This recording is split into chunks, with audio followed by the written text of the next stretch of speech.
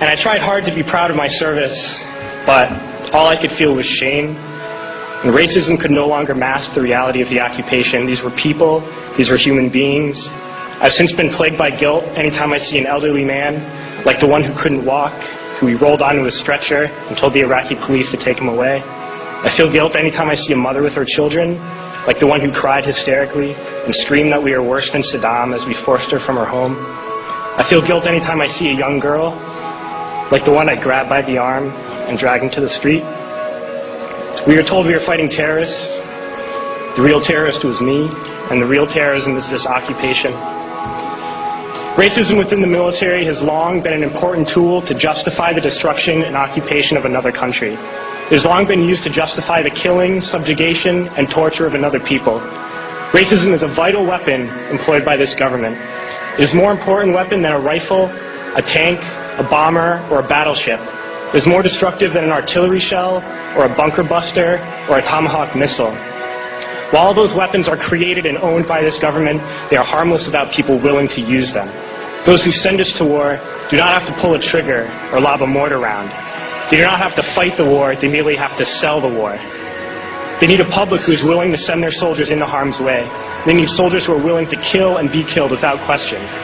They can spend millions on a single bomb, but that bomb only becomes a weapon when the ranks in the military are willing to follow orders to use it. They can send every last soldier anywhere on earth, but there will only be a war if soldiers are willing to fight. And the ruling class, the billionaires who profit from human suffering, care only about expanding their wealth, controlling the world economy.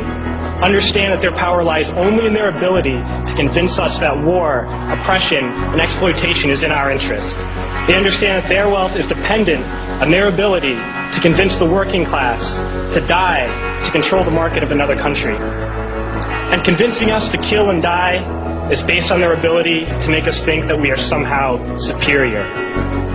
Soldiers, sailors, Marines, airmen have nothing to gain from this occupation. The vast majority of people living in the U.S. have nothing to gain from this occupation. In fact, not only do we have nothing to gain, but we suffer more because of it. We lose limbs, endure trauma, and give our lives.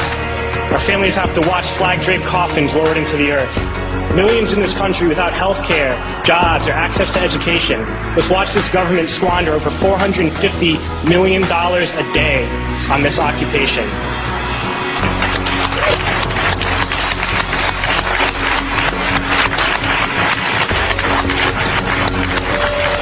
Poor and working people in this country are sent to kill poor and working people in another country to make the rich richer. And without racism, soldiers would realize that they have more in common with the Iraqi people than they do with the billionaires who send us to war.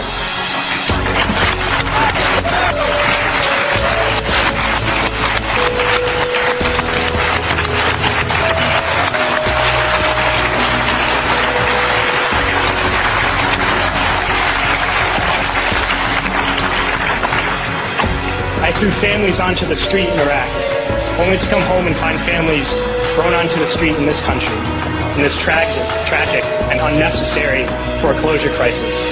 We need to wake up and realize that our real enemies are not in some distant land. They're not people whose names we don't know and cultures we don't understand. The enemy is people we know very well and people we can identify. The enemy is a system that wages war when it's profitable. The enemy is the CEOs who lay us off from our jobs when it's profitable. It's the insurance companies who deny us health care when it's profitable. It's the banks who take away our homes when it's profitable. Our enemy is not 5,000 miles away. They are right here at home. If we organize and fight with our sisters and brothers, we can stop this war, we can stop this government, and we can create a better world.